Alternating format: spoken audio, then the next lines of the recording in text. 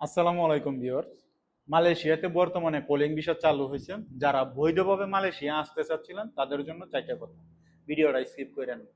তো প্রথমেই বলি, যারা মালয়েশিয়াতে আসতে চান আপনারা বৈধভাবে আসার চেষ্টা করবেন, কারণ বর্তমানে কলিং ভিসা চালু, অবৈধভাবে আসার চেষ্টা করবেন না। আর আগের তুলনায় এখন টাকা কম লাগবে। জি, আমি যেটা মানে কথা বলে বুঝতে পারছি, আগের তুলনায় টাকা অনেকটা কম লাগবে। আর যারা মালয়েশিয়া আসতে চান আপনাদেরকে বলবো ভালো একটা ভিসা দেখে তারপর আসার চেষ্টা করবেন, কারণ অনেক কোম্পানি আছে যারা লোক নিয়ে আসে, পরে নিয়ে আসার পরে কাজ দিতে পারেন। অনেক, আমি অনেক দেখেছি।